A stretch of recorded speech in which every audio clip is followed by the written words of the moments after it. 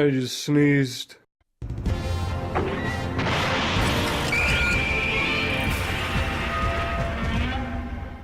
Hello ladies and gentlemen of the internet, it's RJ, and today we'll be taking a look at the Bandai Tamashii Nations SH Figuarts Ultraman X and Cyber Gomora armor set. Starting with Articulation, it's a Christmas miracle, they actually changed stuff. Not from the head up or anything, that's exactly the same, except the neck doesn't actually move, so that's pretty neat. Butterfly hinges for the shoulders. Regular old shoulder hinge. The armor is on its own little joint. Double hinged elbows. And of course, they can kinda sorta move, but not really. Regular wrist joints. Ball joint for the chest, it does move. Joint for the midsection. The hips are unique, that's neat. Instead of kicking them outwards, you can't really do that because the thighs get in the way. You have to kick them upwards, and then you can move them out. Double hinge knees. I like the way the knees are designed on this figure, it looks very nice. Regular hinges for the ankles, and then the toe hinge. So we got differences, but nothing too crazy, and it looks like he had a small stroke. Moving on to detail, it's phenomenal on this guy, probably because he's one of the more busy designs, so they kind of had to get it right.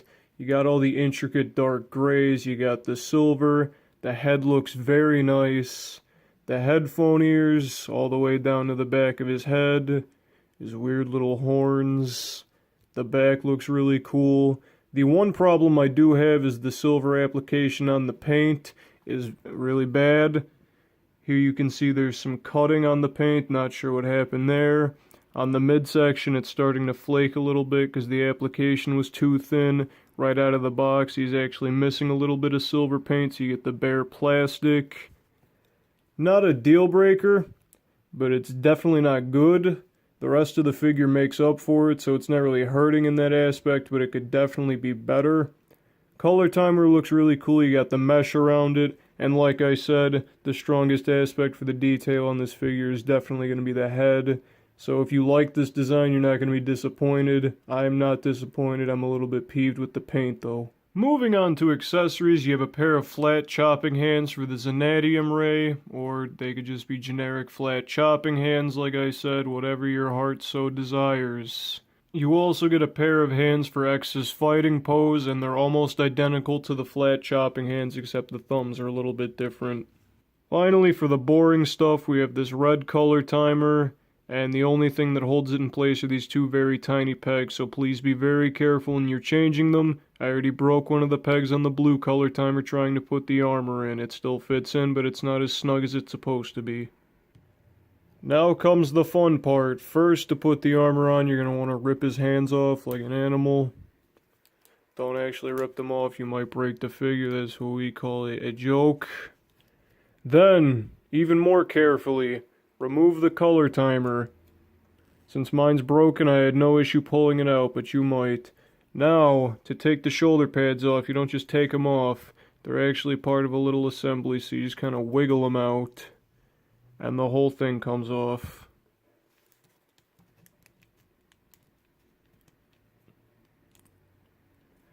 Alright, everything is off, except I lied, because you can also take the front off if you don't trust yourself, but don't do that because you need it. The gloves, you just pry them open. Don't try to slam the joint in there, you might break something. So you just kind of finagle it in there.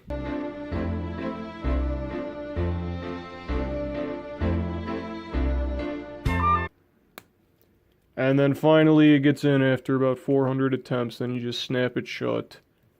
So you got one in. Now you gotta do the fucking other one. Nice and easy. Alright, so he's got his giant bear claws. Now you gotta put the front on. I personally like to start with the back. What you do is you rip his fin off, and then you just kind of stick it in there. There's going to be pegs on the back, you line it up with the holes in the back. It's just that easy. And he's almost there. So you peg the front in, you're going to want to take the color timer out first, obviously. And then you just snap it in place. He's got these little guards that you can put on if you want. For the sake of brevity, I'm just going to leave them there. The shoulder pads, you're going to want this side facing you, or else they're on backwards. If you got the vent, it's on backwards. You just slot it in. Fucking close enough. So there it is with all the pieces on. It looks very nice, but it adds a lot of weight to the figure, so you're going to have to be careful with how you pose it.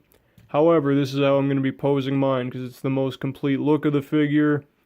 Not my favorite armor, but I really like the way they executed the gimmick, even if it is frustrating.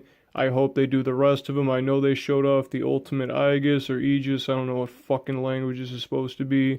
But, since X's final form is all of these little armors, I'm assuming they're probably going to do all of them, but I've been wrong before. I've been wrong a lot, actually. I thought Ultra Act was going to come back, but it didn't, so let's hope for the best. For packaging, same deal as usual. You got a picture of the suit, picture of the figure, another picture of the suit, and then on the back you got all the promotional pictures. Nothing too fancy, but I do like the color choices. And if you look on the front, you will see this cursed image right here. Seriously, what the fuck is this? I hate it. I hate this one too because it's lying, but I hate this one more. For scaling, it's business as usual. He's not any taller or any bulkier than any other Ultraman, so he fits in nice and snug. And then here we have Meme Master. He's getting reviewed soon. So overall, potential figure of the year in my opinion, but he's definitely got issues. The paint is shoddy in quite a few spots, and he's really expensive, doesn't come with a beam effect, and he only comes with two of basically the same exact pair of hands. But the armor gimmick is really cool, the figure looks superb, and we haven't really had any figures of this Ultra that have not been terrible since the show came out, because that's when Ultra Act died. So, if you're a fan of the show or a fan of the design like me, then go ahead and get it. But don't pay anything higher than retail, which is already astronomically high for what you're getting.